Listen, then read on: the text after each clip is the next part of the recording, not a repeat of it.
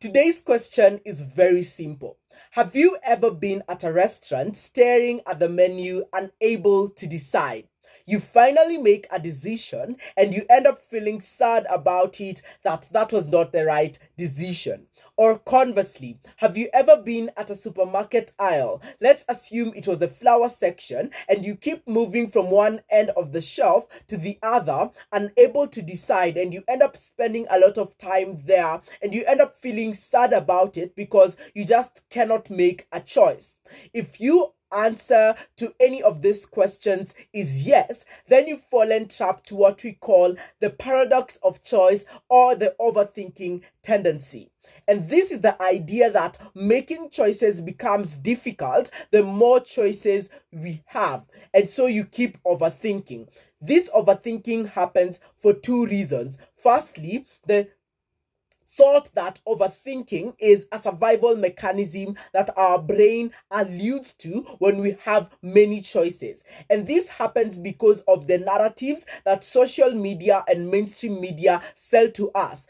Recently, mainstream media and social media have been romanticizing the idea of the perfect choice, the idea that we should always make the perfect choice or go for the perfect option. How our brains internalize this is that if a choice is not perfect, it ought to protect us from making that choice. And that's the first reason why we keep finding ourselves overthinking. Secondly, the fear of making the wrong choice keeps us trapped in that idea of overthinking because our brain wants to protect us from making the wrong mistake, because it makes us believe that if we make the wrong choice, we cannot move on from it. That's why you find yourself overthinking. And this then consequently leads us to what we've called the paradox of choice, or this overthinking tendency. The problem with this is that indecision is not akin to taking action. And the problem with this overthinking tendency as a result of romanticizing the perfect decision is that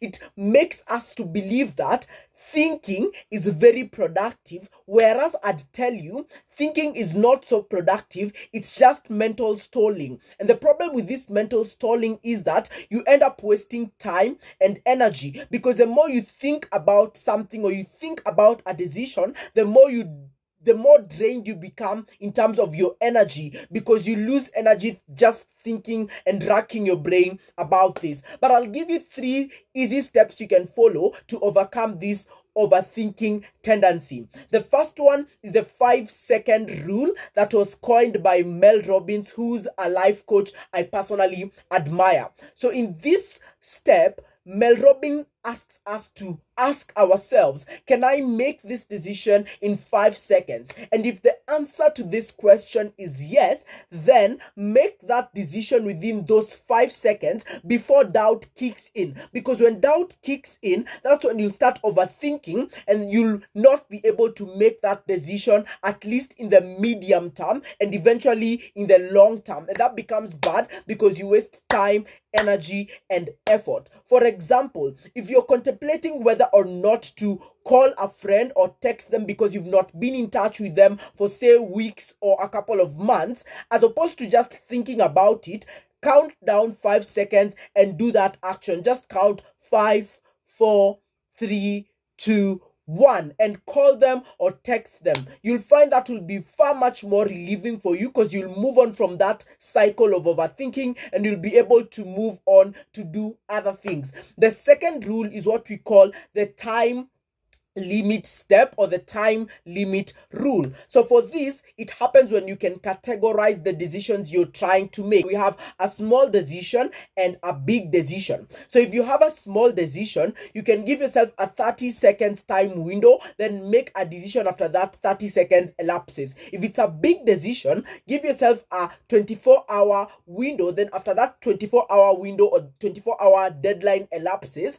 make that decision. For example, if it's a decision like choosing the gym you want to go to for your health purposes, you can take 30 seconds to skim through the choices you have and run through the specs that each choice gives you and make a decision after that 30 seconds. Because most of the times, our brains are able to decide or like find something that stands out for us after looking through those choices within those 30 seconds. So if you make that decision at that point, you'll save yourself from the likelihood of overthinking. That will conversely save you money and effort and energy as well. Or conversely, if it's a big decision like deciding whether to stay in the job you are in currently or move to a different job completely, you can take 24-hour period to do a cost benefit analysis and weigh up the options and the different benefits and different costs that come with either option and make that decision. That will also help you save your time and energy. The third rule you can use is what we call the good enough rule.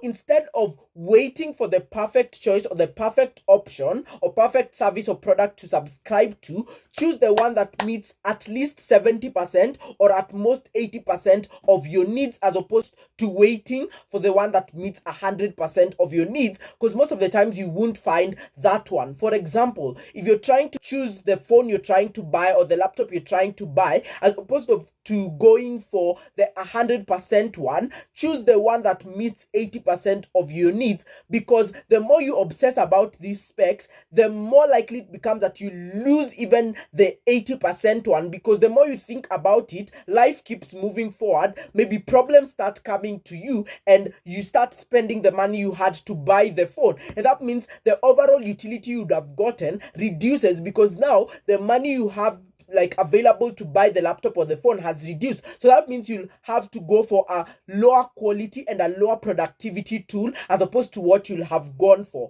And that's why you need to master the art of decision making. The reason why decision making is important, as I conclude, is because decision making is mostly the difference between whether or not you are successful or not successful. Most of these key players in industries that are thriving and global leaders have mastered the art of decision making. So finally, as I conclude, I'll leave you with 3 nuggets of wisdom. Firstly, indecision is a decision in itself, just that in your indecision you choose to do nothing, and this harms you and your likelihood of success. The second nugget is momentum always beats perfection. So the small mediocre actions are better than a perfect hesitation, because the more you think about it, the more time you waste. And that's the difference between successful startups in venture capitalism and the ones that are not so successful, or successful pitches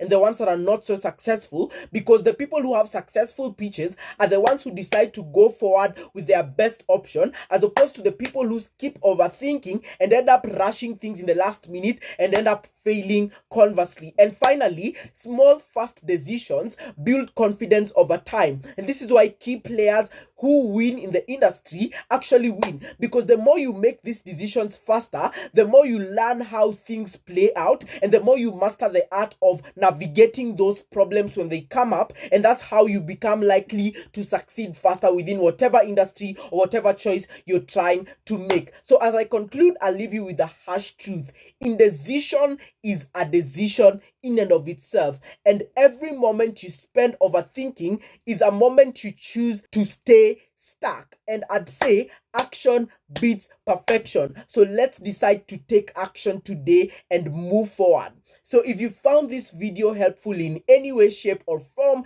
remember to like and subscribe and comment so that more people can have access to this life hack of overcoming indecision and actively become closer towards being successful in their lives. Thank you so much for staying tuned and watching this video up to this point. I will see you next week, same time, same place. Adios.